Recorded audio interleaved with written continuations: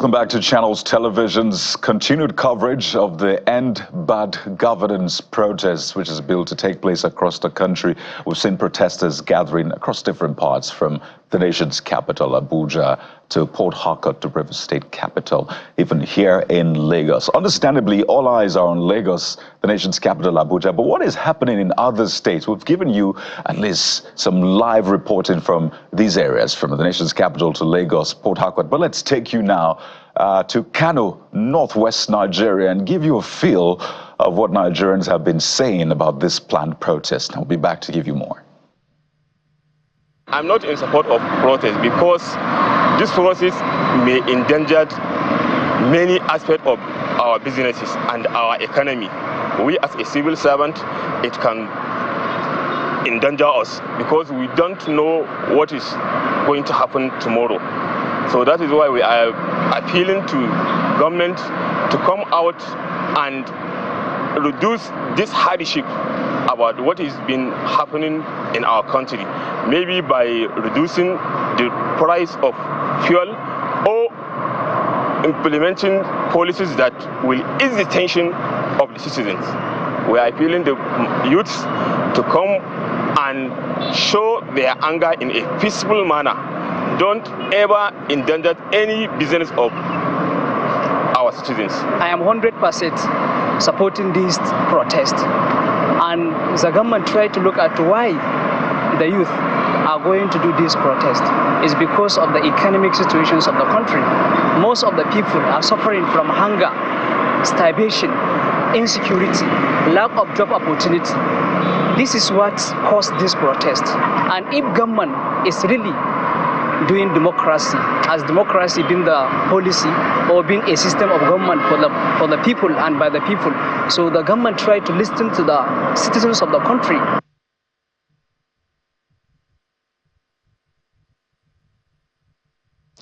Different shades of opinion there coming from Nigerians in Kano State on the planned protest, which is beginning to play out. From Kano now, let's go to Lagos, or Ojota to be precise, where our correspondent Chris Elems is standing by to fill us in on what exactly is happening.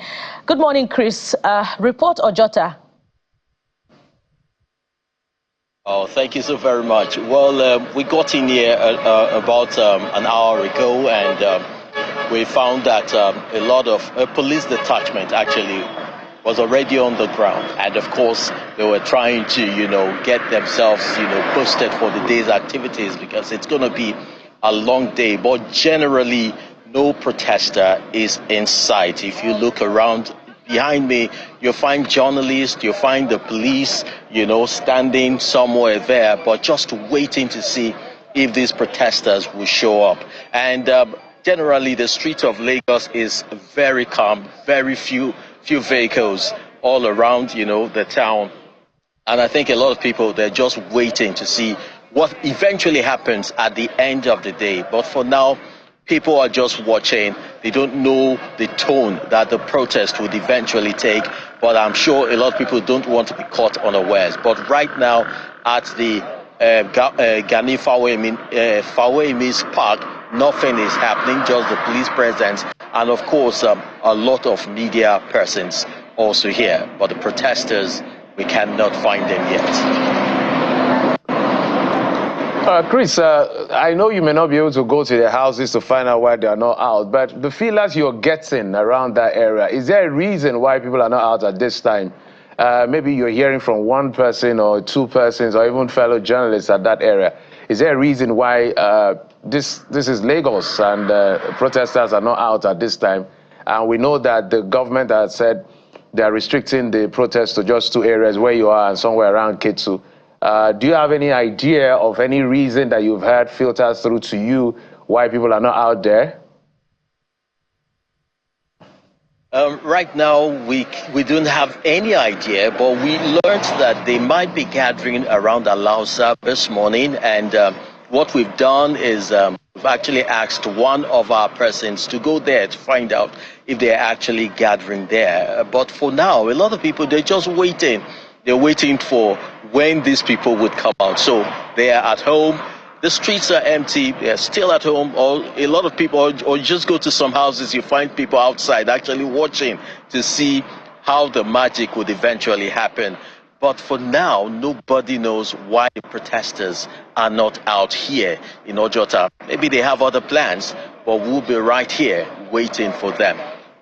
Well, earlier on, the Take It Back movement had put out the venues that they will be converging on for the planned protest. Lagos, for them, was going to be the Alausa Park by the Secretariat Ikeja, but of course, the order granted by the Lagos High Court essentially limiting the protest to Gani Fawemi Freedom Park in Ojota and Peace Park in Ketu is what we now see to know if it will be obeyed.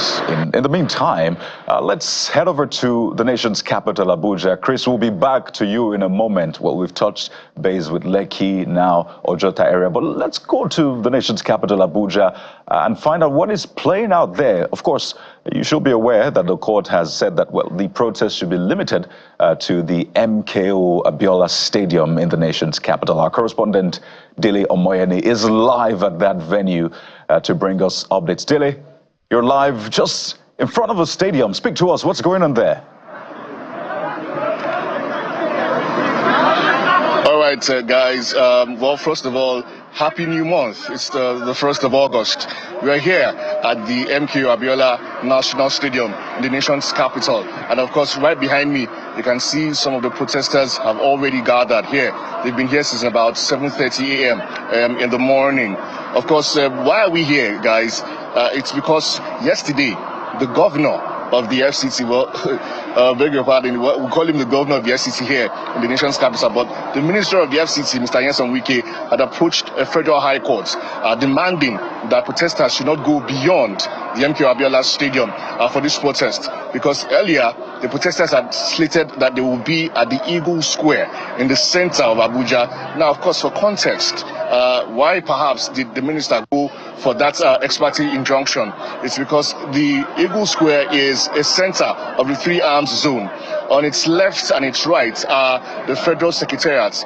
In front of it is the National Assembly, and adjacent it is the Supreme Court, and of course the presidential villa. So understandably, if the minister was saying that he's not sure that the protesters gathering there would be safe for the FCT. But one thing that is instructive that I would like to read to you guys is that in that injunction gotten by the FCT minister, the FCT minister claimed that when he contacted security agencies to ensure that the planned protest did not degenerate into criminality and disturbance of public peace, he says the police said that they were not well equipped to manage any crisis that may arise from the planned protest. So it's a situation where we don't understand what the police means by that, because this issue had been on for about almost 2 weeks, where the protesters said they were going on strike. So the police saying they did not perhaps know if they'll be able to protect protesters if anything happens is perhaps something that we don't understand. But of course, the protest is live here at the MKO Abiola Stadium.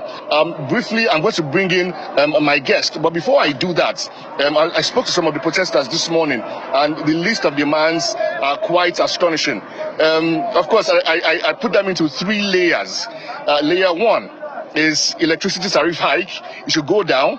Fuel subsidy removal should go down. Food inflation, that's hunger in the land, is a big problem. Also, insecurity, and of course, the cost of governance. That's layer 1 for me. Now, layer 2 is they're demanding that any of the NSAS protesters that are still in jail should be released. Also, they're demanding for credible electoral reforms. Specifically, they mentioned that the IREV must work this time around in a situation whereby INEC said that the IREV was shut down for some glitches in their system. They're saying the next elections must go smoothly, and of course the IREV must work. So they want the National Assembly to alter the 2022 Electoral Amendment Act to ensure that the IREV is mandated for elections. Also, they talked about the release of all journalists that have been detained by either this present administration or the previous administration. Also, they're asking the federal government to declare a war on education, a state of emergency on education and the health sector at this time around. Of course, and then we go to layer 3. They are demanding for a constitutional reform at this time and saying that they want the constitution to give room for referendum so that Nigerians can, at any point in time, decide what they want to do with the country, guys. Hello, Dele. Quite a list there, and we've cited some of them, in fact, prior to this time online. But I wonder if we've been able to interact with leaders of the protesters or the mobilizers at this time. Let's find out, are these the protesters under the Take It Back? To some of their leaders. Yes, go ahead. Go ahead, Dele. We have spoken to some of their leaders. As a matter of fact, one of them is here with me. Her name is Adams Asmao. She's one of the coordinators of Take It Back. Good morning, Adams. Good morning, channels. Okay, so we've heard about some of the demands that you have made here, and you've been here as early as 7:30 a.m. Have the security agencies been cooperative with you guys? So far, you know, they tried to confide us inside the stadium, but of course, we are not going to let them do that. They brought out a valid, an invalid court order telling us to go inside the stadium, and we are here for now. It's peaceful. They've come, we've addressed them, they've addressed us, we've had our conversations.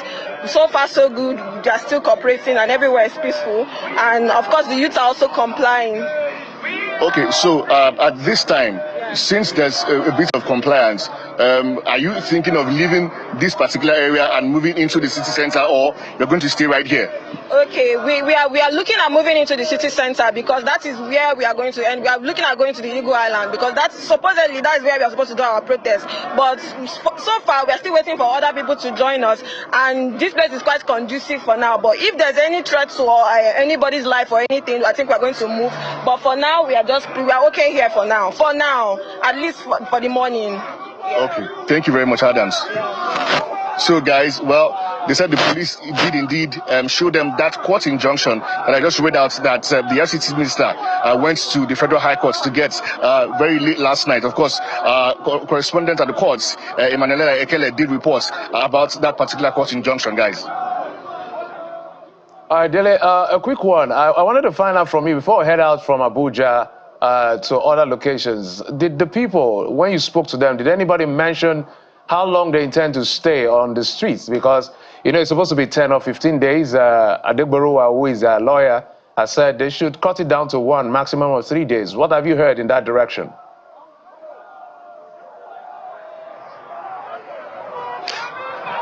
Okay, so yes, indeed. I spoke to one of the leaders of the protest earlier, around 30 minutes ago, and he did say that, well, of course, they are meeting together.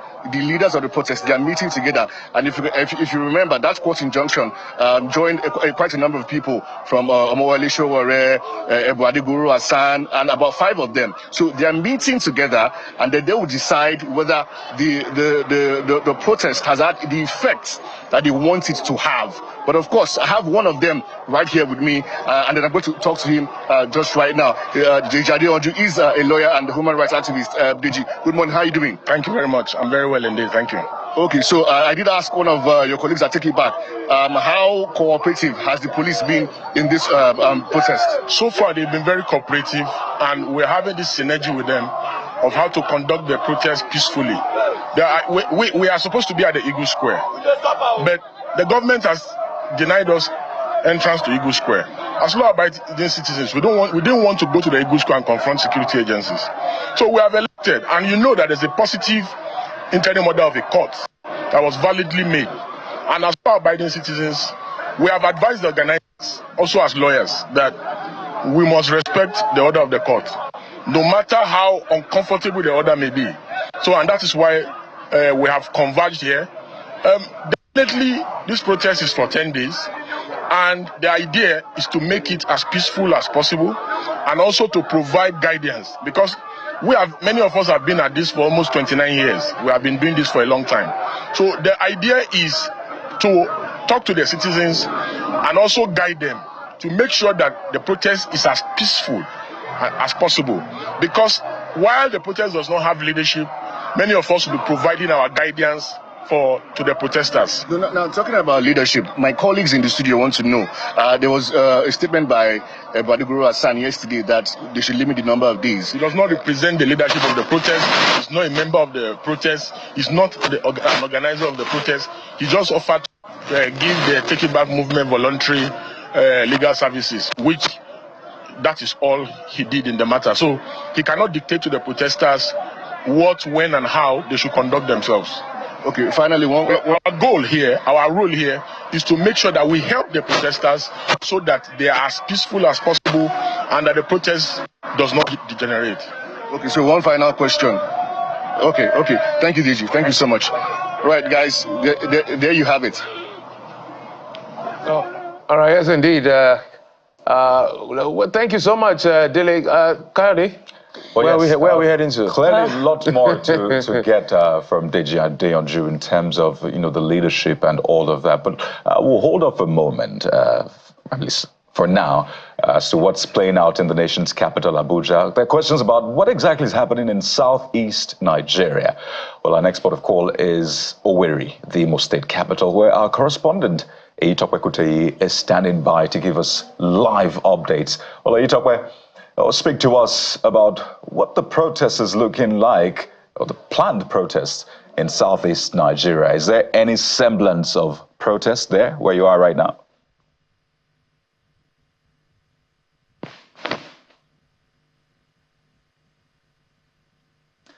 Well, we'll come back to Eyitope any moment. It looks like it's raining there in Owerri, the Imo State capital, where our correspondent is standing by. You could see that the area is a bit quiet, but not to worry. We'll let you know what exactly is playing out in Owerri, the Imo State capital. As we said earlier on, locations had been given earlier on by the Take It Back movement as to where the protests will be holding across the country from Abuja. Originally, it was Eagle Square, but as you can see now, the protesters are converged just at the MKO Abiola Stadium. You could see them right in front.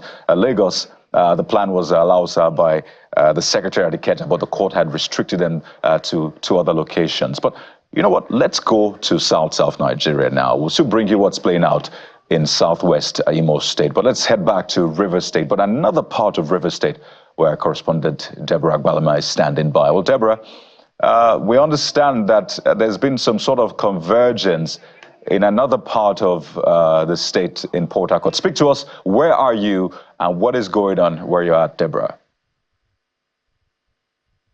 Good morning to you. And quite unfortunately, I think I'm at the wrong venue. But this is exactly the Rainbow Roundabout behind me. You can see where the Adeboruwa Take It Back Nigeria had sent the police a release or a request to use. But getting here, I've been here for 1 hour and nothing is happening here. It's as quiet as normal. Businesses are resuming normally. There are banks all around here. And it's like, it's a normal activity here. Nothing is really happening. So it's either a wrong address was sent to the police or they changed venue at the dying minute, So I don't know, but this is where Take Back Nigeria had said they were going to use for their protest, the End Bad Governance and protest today. But this is what it is right now. And it's been like this for an hour. Maybe it will change or they will convert later on. But for now, this is what it is here. Well, Deborah, interesting. But tell us what exactly is happening as far as security is concerned where you are. There's actually zero presence of the police here. So it doesn't even look like they took the venue serious. So something must have gone wrong, which perhaps the organizers of Take Back Nigeria would be in the right position to explain. Because if this is actually a venue, we would have seen at least security presence. So there's no sign that this place was even supposed to be used for anything. Quite surprising to me as well. So perhaps I'll get across to the police commissioner and ask if this place was ever mentioned to him as venue, because what we got and then published from Take Back Nigeria's legal representative is that this is part of the venue that will be used for the protest today. All right, Deborah, just before we let you go, exactly, you mentioned that business activities have been resuming, but give us a pulse of the city. from when you left home to where you are? Do you see, are people anxious to come out, or people are just coming out doing their business, or they're just, you know, trying to hold off to see how things will play out before they come out? What exactly did you see on your way to Rainbow? I think the best way to describe it is just that Port Harcourt looks like a Sunday morning. I think in just one sentence.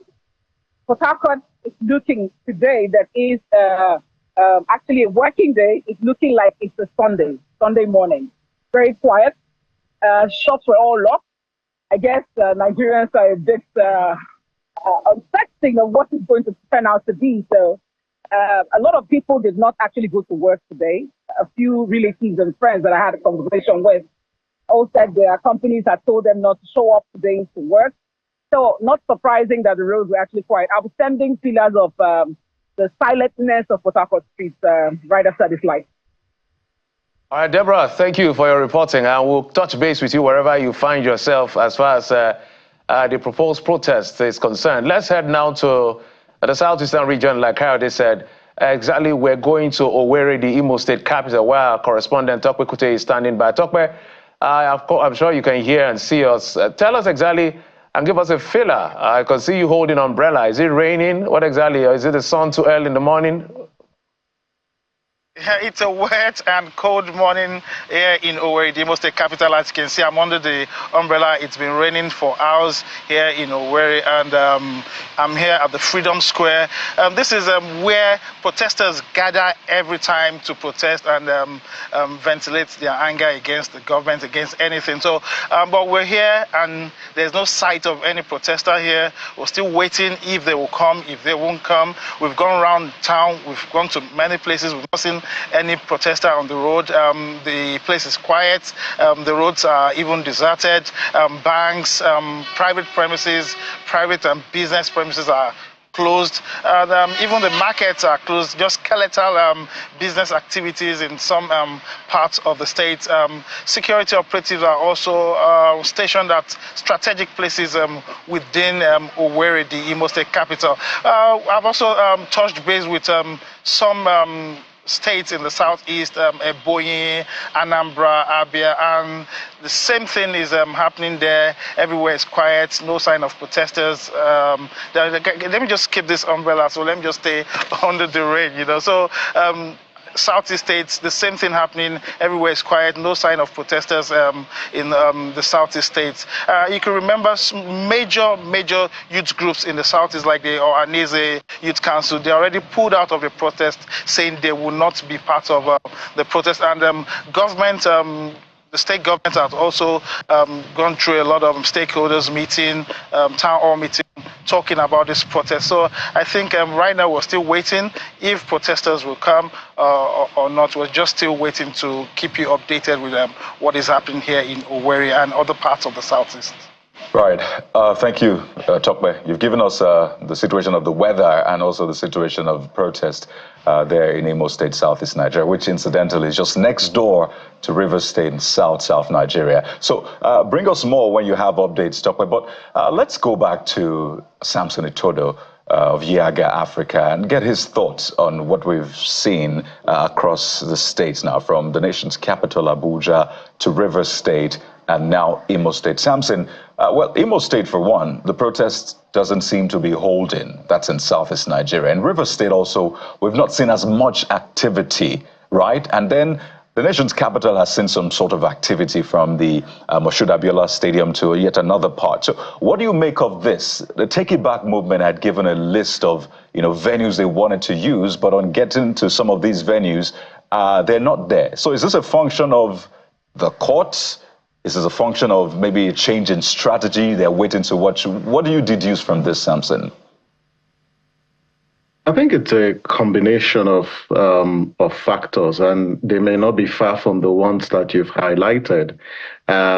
First, it could be the court judgment. It could also be that the protesters have been intimidated to the extent that they withdraw their preparations or plans for the protest. It could just be a lot of factors. In the build up to this protest, There have been several, there's appropriation of a lot of underhand tactics to get to discourage people from either organizing or participating in the protest.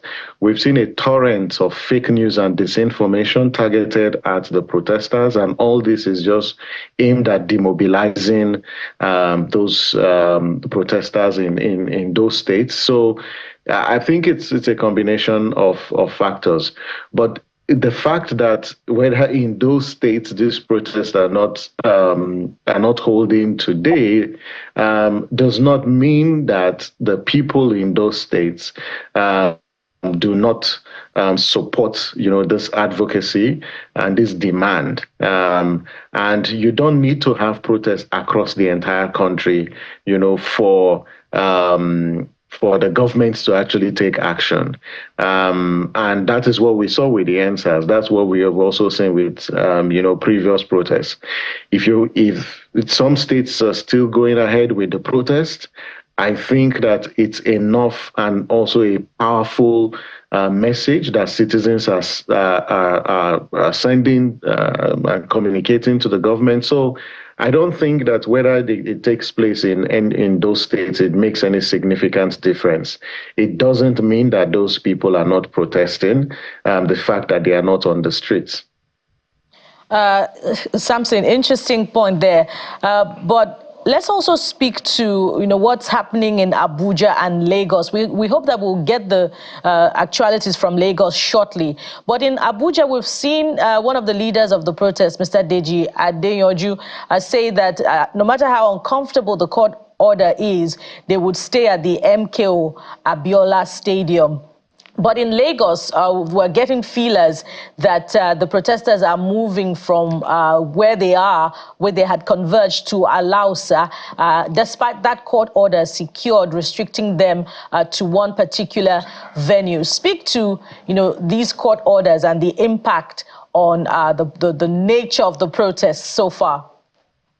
Yeah, there you have the actuality from Lagos. The protesters, embarking on the procession. This is Ikeja, and you can see that they have moved from Ikeja under bridge, and they're proceeding. From the feelers we're getting, they're moving to Alausa, Ikeja.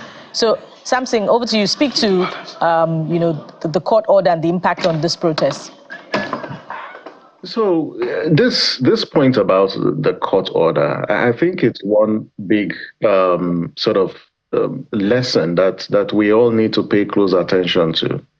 The fact that states, and these are state-sponsored, litigation, have approached the courts, to secure injunctions, interim or ex parte orders in this case, that seeks to limit the protest to certain places, certain locations, and also in some cases, even though they recognize that this right to protest is constitutionally guaranteed. Again, we're going to be reviewing this judgments, and these are ex parte orders anyways. But these ex parte orders were released 24 hours before the protest. So it is possible that for some of these protesters, they haven't been served this order. Even though I think for one of the states, I saw the enrollment order, but whether it has been communicated or served on the leaders of the protest is one that will be a subject of conversation today and also subsequently. That's one. Two, for the Abuja protesters who have restricted themselves to the stadium, I think they are doing so, in fulfillment or in compliance with the court order. But what does that tell us as a country? It just simply tells us that these protesters, all the way, we're not in any way going to engage or appropriate violence for elections, for the protest. It tells you that they are also law-abiding. The fact that they've restricted themselves is in compliance with what? A court order. So it tells you, And it showcases the disposition of these protesters, that they are committed to upholding the rule of law. Two things can happen. When an ex parte order, is issued, in 14 days, whether the order is vacated or not, the order becomes ineffectual after 14 days. And now the protesters and their lawyers can go to the courts and seek, a vacation of that particular order. But if you've seen these protesters restrict themselves, it tells you that they are law-abiding and they also uphold the rule of law, because part of the demands they are also making is that government also upholds the rule of law. And so if the protesters are complying, what we also expect, from state officials and government is that when the court rules that compensation should be paid to victims of human rights, the state should not hesitate, to do what? To comply with the judgments. That when rulings come, they should also do what? Comply, because of the rule of law, because we are a constitutional democracy.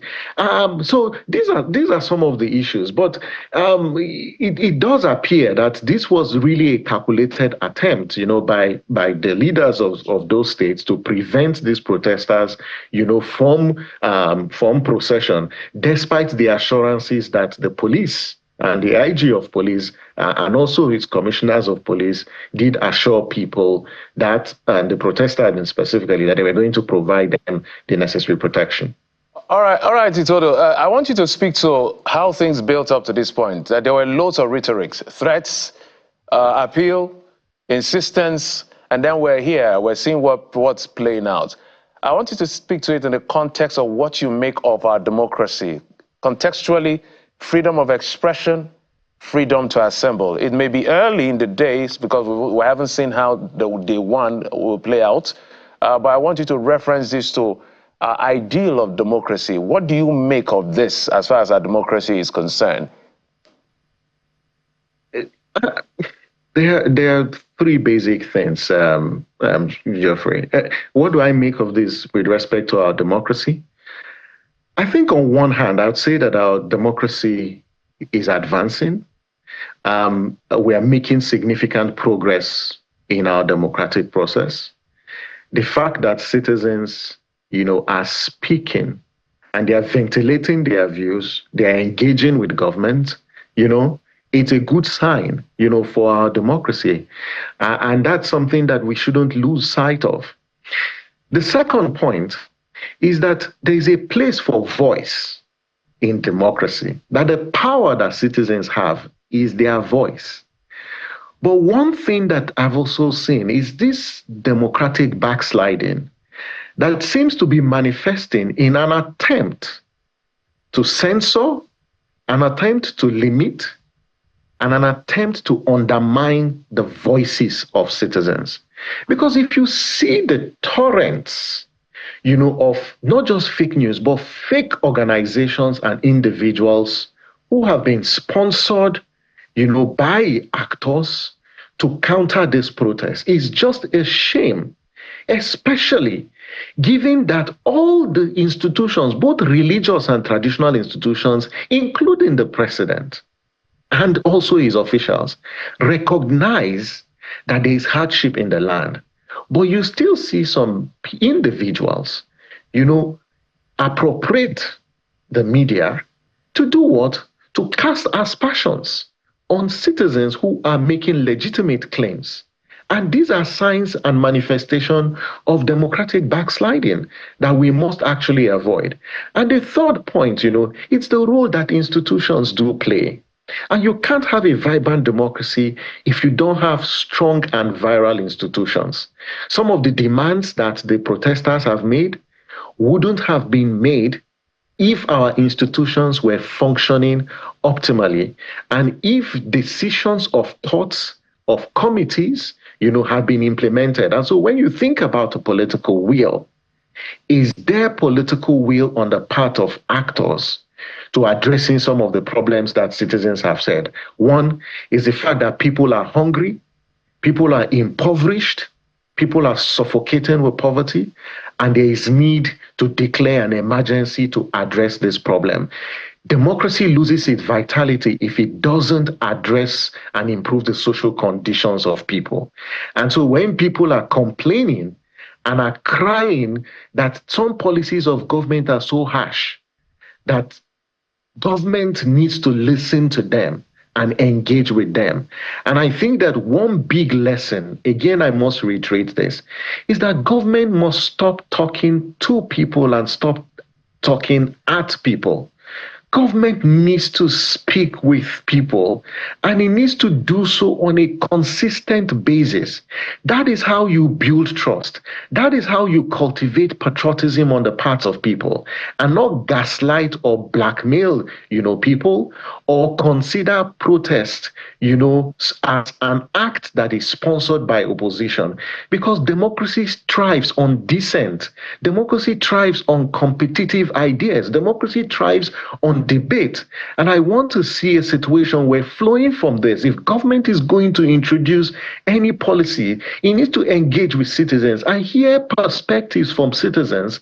And when citizens make their point, don't blackmail them or tag them as opposition. They are doing so because they love this country, they want the government to succeed, and they want to experience prosperity, because as a country, we have all it takes to address some of our problems, if and only if we take the right decisions in those boardrooms, in our state houses, and those institutions that have a responsibility for advancing the public good.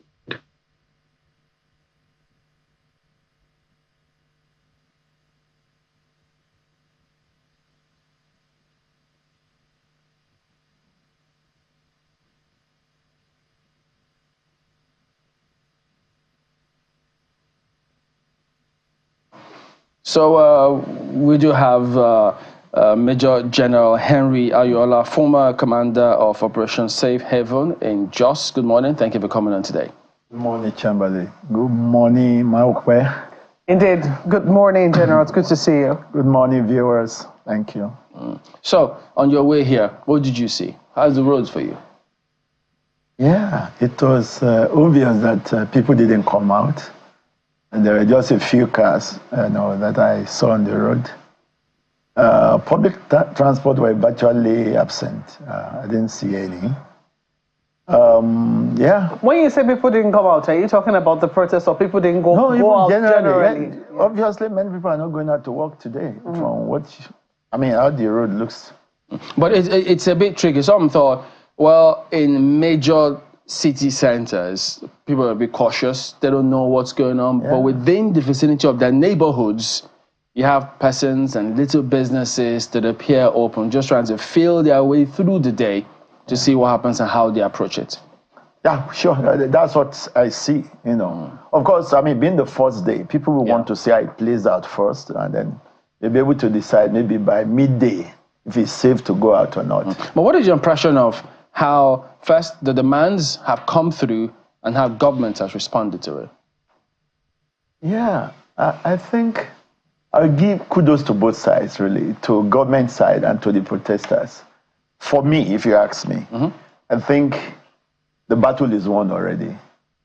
And there's no victor, there's no vanquish, because we could see the preemptive responses of government to some of the demands. And the protesters so far have also demonstrated that it's an issues-based protest, and that they are willing to keep it peaceful. But if you ask me as a general, I've seen that before. I've seen situations where you have seemingly innocent crowd, and it's so interesting how it snowballs and transforms from crowd to mob.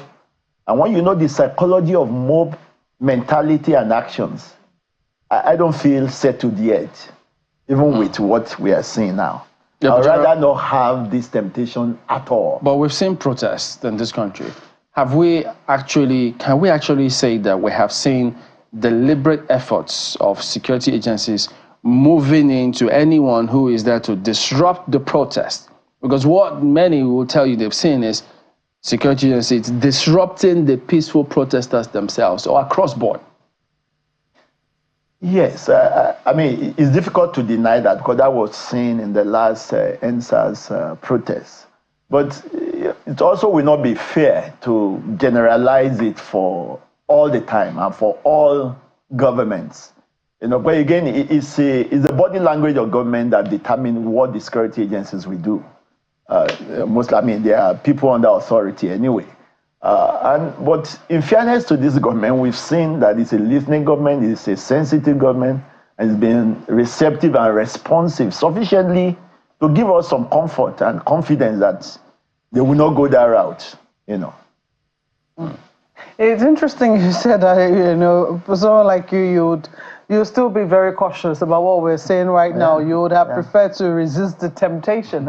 I think those are the words that you use, that particular word you use, temptation. And someone will say, well, it's understandable. You are from the background of a military general. But how the reality is that this is a democracy, and these are rights enshrined in our constitution. I want to move away from that. I mean, we're saying increasingly that the crowds are coming out. This is Sokoto. These are visuals coming in from Sokoto right now. We can see what is happening. It would seem that there are sporadic protests here and there. People have spoken about the organizers of the protests being faceless.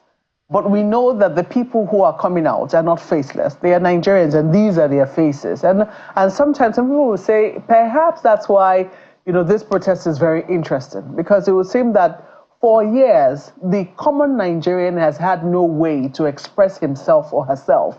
There's been no avenue for the voice of the ordinary, the most basic person to be heard, you know, through official government quarters. And that it would seem that this is like one of the, let's say, one of the few times that we have even seen, you know, that people have said, look, we want to protest, and, you know, government is willing to engage. There have been different levels of engagement. For you, what does this say about, you know, our engagement processes with ordinary, everyday Nigerians? Yeah, we know that government is used to doing it through bodies, the NLC, TUC, you know, NAN, student body, etc. But we know increasingly also that there are so many people who are disenchanted or are not captured by these bodies and whose voices need to be heard.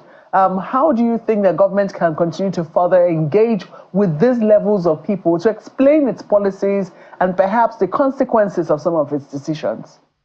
Yeah, thank you very much. In fact, if you give me the opportunity, my advice to the government is this, very, very simple. For a while, even before this particular government, you know, even from the last government has been so reactive rather than being preemptive, even in engaging the citizens. And that has created this kind of atmosphere where there is kind of mistrust or distrust between the citizens and the government. Now, I would advise President Bola Tinubu particularly to reconfigure his media team. It should be a media stroke public relation team. Look, leaders in this country have not been using the professional body. We have a National Institute of Public Relations, you know, in this country, with very sound technocrats who can frame a whole media strategy for the government. This one we have been seeing so far is a matter of reacting to one thing or the other. There should be, when the government has a program, there should also be an accompaniment of a media PR strategy to match and sell that program. That we engage, you know, the public, not after something has happened, no, on a regular basis, with well-packaged programs. The National Orientation Agency has been sleeping for years. And that's the problem when you have government that had, you know, more or less put in abeyance the processes and the system. So people have gone to sleep. A lot, I mean, if you take a bird and put it in a cage after a long time, the day you release it to fly, it won't fly. That's where we are as a nation. A lot of the engine of government are in a prostrate state because of the overbearing nature of previous government not allowing processes and systems to work. And so the people are just sitting, you know, they've even forgotten what they used to do in the past. So we have processes failing all over the places. It's not only about media, it's everywhere else, everything else. Some of the problems we're talking about coming out of policy fallouts, you know, spin-off of policy decision, they're also a result of failure to go through policy process. There's no such thing as a verbal policy. Not even at the home level does a father wake up one morning and say, from today, no more this and that, and that's it. There is a policy process. When the president speaks, it's an expression of intention that should now kickstart the policy process from setting the agenda to formulation of policy, to adoption of policy, to implementation, to evaluation. We have people who are experts in this field. It's when you have run through that. There are even proprietary, software applications for playing out and simulating these policies up front, so you know what the effects and consequences will be, and you prepare how to engage that and how to deal with it up front before you turn out the policy. That's how nations run. It's very shameful that we are running like this in this age, 21st century. So it's everywhere you can think about. I mean, you had something as saying there were duplicated subheads in our budget. How do you, in this age and time, that means our budgets have been done manuscript. That means we don't have proprietary software applications that will have run through you have a template for each ministry, and then there will be called the peculiar subheads of each ministry be catered for. If we have that, then we can't be talking like this. We can't be talking like this as if we have learned nothing all this while. So it's everywhere. So we need to go back to fundamentals. We need to go back to get the engine of government. If an engine has not been running for years, you don't just kickstart it and expect it to start running immediately. It doesn't work that way. So we need to go back to so many things. The National Orientation Agency should have a leader who will be giving some matching orders of what the president wants to see over a time. We need to mobilize the whole nation afresh. We have all gone comatose.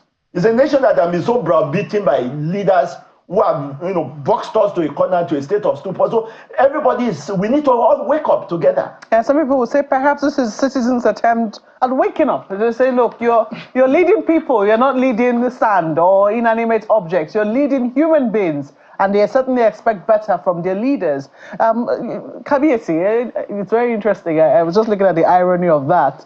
The fact that your leadership title is about asking questions. The fact that we cannot ask a king questions. But here we are. Asking and demanding answers of a king. I just want to, ask about this issue of, because what has really brought this up is the cost of living. The cost of living crisis has, made people very uncomfortable, and they have a need. And now of course, there'll be lots of other demands that will be added to this, some of them political in nature, and depending on who you ask or what group you ask, because it does appear that there are different coalitions of groups coming up with their own demands. And some people will say this is perhaps good because it's also showing some engagement with the democratic process. However, looking at the fact that for years now, the kinds of protests that we have been seeing have bordered on the welfare of people. Subsidy and its removal or staying has been at the heart of what it is that we're discussing. For instance, in 2012, when the Occupy Nigeria protest happened, it was around issues of removal of petrol subsidy. Well, the NSAS protest was a little different. The demand was around police brutality and, later on other demands around governance entered it. Now we're talking about, well, there's a general overview or general demand of end bad governance. But at the heart of it is what is happening around the cost of living. People unable to. Do you think that government has been able to, communicate effectively and educate the people, the connections between some of the things that have happened over the years?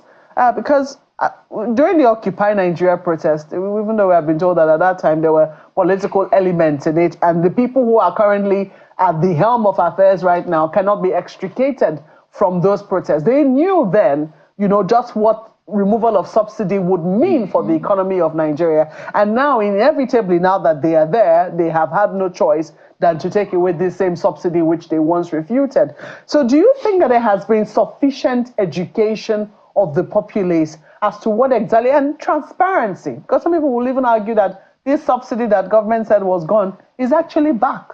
but it's back in a way that they cannot be transparent about. Has there been sufficient honesty and education with the people to say, look, this is what is currently going on, this is where we are, this is where we are hoping to go? Thank you very much. I think I'll borrow some few, points from what General Yola said.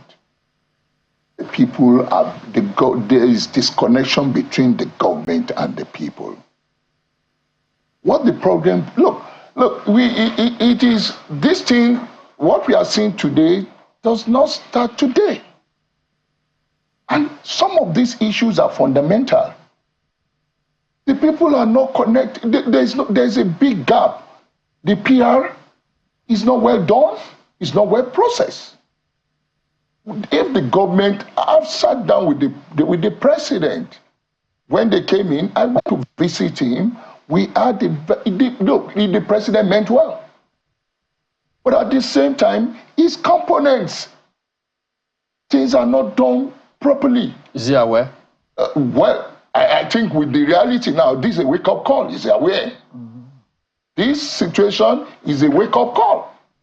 The people who are supposed to do the job, they are not doing it right. What do you expect to see from him after this? What I expect to see from him after this, I think the president needs to reshuffle the whole cabinet. The whole? Yes. All or some? No, the whole cabinet. None is working? The president is my man, but I'll tell you the truth. He needs to look, things are not demand. I look at all these his transformative policies. These are policies that will bring prosperity to Nigerians at the end of the day. So will you be disappointed if he doesn't reshuffle? Well, I will be disappointed. That's the truth. Will you find a way to let him know as well? I will. But I'm telling you today, as we speak now, the president is going through a lot of things in his mind now. You will see the result of this. That's why on the side of the protesters, like you said, there's no, for me, I don't have any problem with them. On the side of the government too. So nobody wins, it's win-win. It's just a wake-up call. Government come up with, reality. The people have been disconnected. I wonder what is the Minister of Information doing? Well, I wonder what is the people in the media space, what are they doing? So some of these issues, if the president, like he said, like General Yola said, if you plan policies, there will be in the process, there are processes towards implementation. And again, if you have good policies, if you don't implement it well, you will find out that there will be a backlash. So these are issues that are fundamental. And I think the government is a wake-up call for the government to come to reality. Thank you. We understand that we have some visuals showing some of the key places here. This is where we're saying Bauchi State College of Agriculture in Bauchi State. This is where protesters were perhaps supposed to gather, but what we see there are just security vehicles and security agents as well. And we also see that commuters seem to be going about their business, even though the road does seem a bit scanty.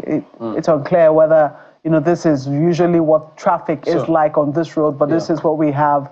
Visuals coming in from Bauchi in front of the tertiary institution there. Let's check Eagle Square and see. I know Eagle Square is famous for several gatherings.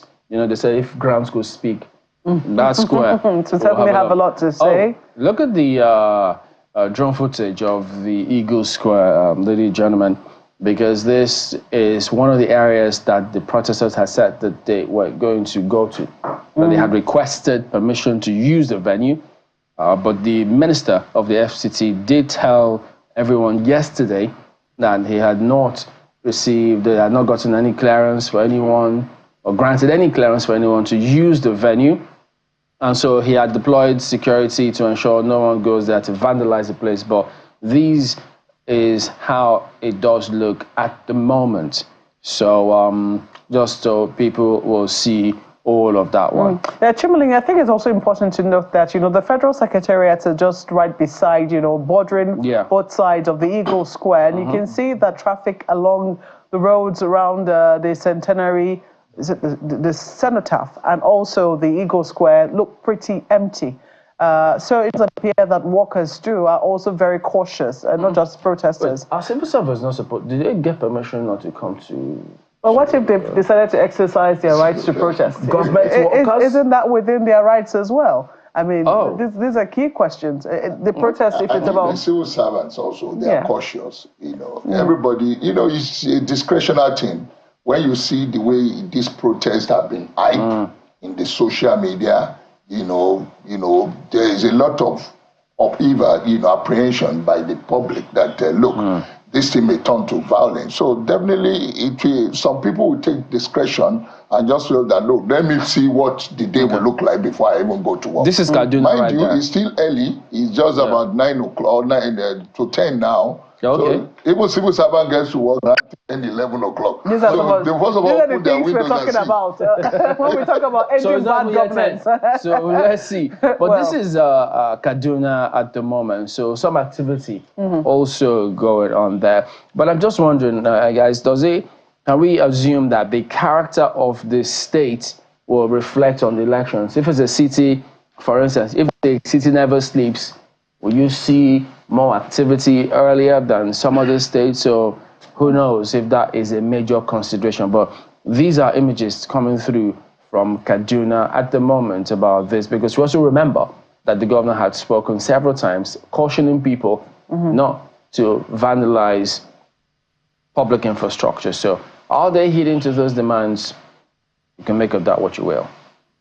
Indeed. Well, this is where we are in the conversation. But back again, General, let me come to you. This cost of living crisis, even for the people who want to be optimistic and say, oh, but this is a gestation period. Do they really know that for a fact? I mean, what are the statistics that they are relying upon to say, oh, this is a gestation, this policy was necessary to, bring about a better future?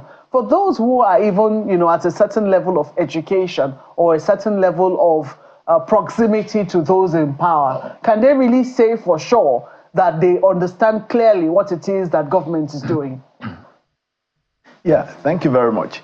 I think I need to expatiate a little more about the issue of process, procedures, having routines and checklists in doing things. That's how governments run all over the world. I mean, the nations of the world that we're looking at, that we're trying to emulate. Now, that brings to the point that there are already some structures in the system that are supposed to handle the different phases and stages of these processes. Policy process, for example. If you remember in 1985 to 88, there were two major civil service reforms. Don't forget, the bureaucracy is the real engine of government, of the executive. And the handshake between the executive and the legislature comes really clear when you go through policy process. Because the issue of policy, say agenda setting, formulation of policy, all those are within the purview of the legislature. Okay, the adoption and implementation and evaluation are in the purview of the executive, and the bureaucracy is the engine room for that. Now, that's why, if you remember in that reform, there was what we call the departments common to all ministries, like Department of Planning, Research and Statistics. It was supposed to be the hub of every ministry, where you have the core professionals. If you take Minister of Communication, for example, it means the director of Department of Planning, Research and Statistics should be a telecom engineer. You should have other professionals relating, ICT professional relating to that ministry there. They will do the planning. They will lay out the plan for the ministry and for the communication sector of the nation. So when ministers come, they only come to follow up implementation from where the last person left. But because we've not put all those in place, each minister come and start doing all kinds of disruptive changes because there's nothing to work with. Everybody's just doing his own thing, All right, Major General Henry Ayola is the former commander of Operation Safe Haven in Jos Plateau State.